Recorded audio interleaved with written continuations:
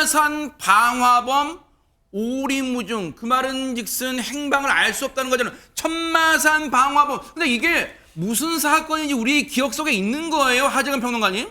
올해 6번이나 불이 난 곳이 있는데 그게 바로 부산의 천마산입니다.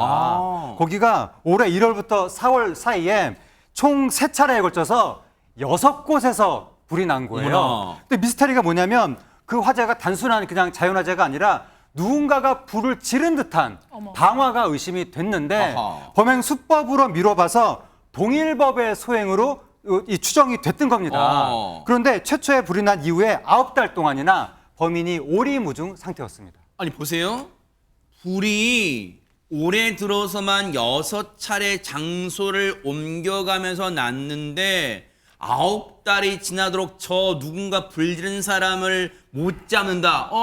우리 대한민국 경찰 수사를 봤을 때는 이 선뜻 이해가 안 되는데요. 아니 근데 요즘 CCTV 없는 곳이 없잖아요, 최재문 교수님. 그렇습니다. 그래서 마침내 6번째 화재인 지난 4월 13일에 범인의 모습이 찍힌 CCTV가 확보가 됐습니다. 아하! 그래서 그 모습 어떤 모습인지 영상으로 함께 보시면서 확인해 보겠습니다. 네네. 네, 이른 새벽 시간 부산 천마산의 등산로입니다. 네. 바지 주머니에 손을 넣고 입구를 서성이던 남성은 유유히 산으로 올라가는데요. 딱 봐도 수상해 보이네요, 진짜. 그렇죠. 지금 CCTV에 올라가고 있는 장면이고요. 아하. 그렇게 1시간 반쯤 뒤 산에서 다시 내려오는 남성은 또다시 주머니에 손을 넣은 채 느긋이 골못 아래로 사라지고 있습니다. 하하. 남성이 내려온 지 얼마 안 돼요. 산에선 불길이 번졌는데요. 다행히 45분 만에 불길은 진화됐지만 약 50평 크기의 인화가 소실됐다고 합니다. 어머나 세상에. 얼마나 진짜 경악할 짓이요. 지금 보세요. 우리가 애써 갖고 놓은 이 나무들이 하루아침에 지금 잿더미가 된 거잖아요. 당시 상황 관련해서 얘기 좀 들어보시고 이어가 보도록 하겠습니다. 크게 났어요. 불이 벌목 다 하고. 자, 소방차가 20대 정도 올 정도, 그리고 이미 새까맣게 타버린 나무들은 다 베어낼 수밖에 없는 거, 이미 생명을 다 한 거잖아요. 그러다 보니까 엄청난 경제적, 우리의 국가적 손실이 컸던 그런 사건이란 말이에요. 그렇다면 보세요. 박성배 변호사님, 정작 저 인간은 진짜 6곳에 불 지를 정도란 그 6번째 CCTV 덕분에 그나마 잡았는데 왜 그전에 정말 신출 규모를 했던 거예요, 그러면? 4월 화재 당시에 경찰은 이 30대 남성을 의심합니다. 이 화재 지점이 산책로와 가깝고 비가 오기 직전에 불이 났습니다. 비가 오기 직전에 불이 났다는 것은 자연적인 발화가 아니라는 의미입니다. 하하. 누군가 불을 질렀고 특히나 지난 1월 발생한 화재와 그 수법이 비슷하다고 판단하고 이 남성을 용의자로 특정해 본격적인 수사에 들어갑니다. 결국 이 영상 속 30대 남성을 용의자로 특정해 구속영장 신청까지 하게 됐습니다만 구체적인 물증이 없다는 이유로 기각되면서 수사에 어려움을 겪어왔습니다.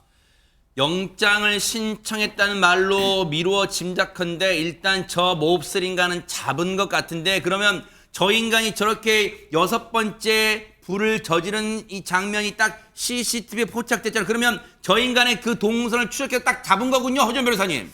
그런데 9개월이 지나서 이 남성이 자백을 하긴 했거든요. 네? 자신의 방화 범죄에 대해서 자백을 하긴 했는데 자백을 받아내는 과정이요. 참 기가 막힙니다. 왜요? 왜냐하면 말씀하신 것처럼 CCTV 보고 이거 범행했지 이렇게 해서 딱 맞습니다 이렇게 시인을 한 게 아니고요. 이 과정 중에서 또 다른 범죄를 저질렀다는 거예요. 뭐라고요? 지난 7월에 이 남성이 지하철에서 미성년 여학생을 강제 추행하는 범죄를 저질렀던 어머나, 겁니다. 어머나. 그래서 아청법이라고 하죠. 아동 청소년 성보호에 관한 법률 위반으로 결국에는 붙잡혀서 또 구속이 된 거예요. 어허. 그래서 이 두 사건을 묶어서 수사를 하던 그 과정 중에서 집중 수사를 하다 보니까 이 범행을 실토를 하게 된 것으로 보입니다. 세상에 이런 천하의 몹쓸 인간이 있어요. 세상에 청소년한테 할 짓이지 진짜 뭐 할 짓이고 못할 짓이지. 근데 하재근 평론가님, 불은 왜 6차례나 저질렀답니까 그러면? 바로 그 범행 동기하고 그 이후에 한 행동이 정말 악질이었는데 경찰 관계자에 따르면 저 사람이 이제 30대 남성인데 배드민턴 동호회 가입을 원했다고 합니다. 네. 거절당했다는 거예요. 어머나. 거기에 앙심을 품고 그렇게 범행을 했다고 합니다. 그다음에 또 어떤 행동을 했냐면 네. 동호회 회원들을 방화범으로 허위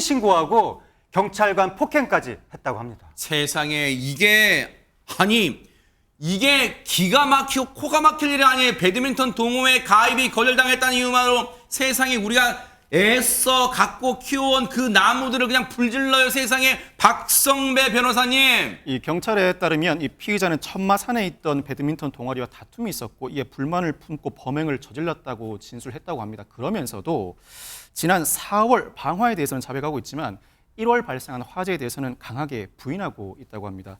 이 피의자가 다른 사건으로 구속된 이후에 갑자기 방화 범죄 일부에 대해서 인정한 이유, 아마 구속영장이 기각될 당시에 구체적인 물증이 없을 뿐 일부 근거는 존재하니 본안 형사재판에서 다루라는 취지였을 것입니다. 이 방화 범죄까지 인정될 경우에는 중한 형벌을 피하기 어렵다고 판단하고 부인할 수 없는 일부 방화 범죄에 대해서는 인정한 것으로 보이는데 이 산림 방화는 통상의 방화와는 다릅니다. 특별재산 방화라 상당히 중한 형이 법정형으로 설정돼 있고 반복적 범행인데다 피해 규모도 상당히 큽니다. 범행 동기가 무엇보다 불량하고 계획적 범행이라 이 방화 범죄의 범위가 더 확장되어야 하겠습니다만 상당 기간 구속이 불가피해 보입니다.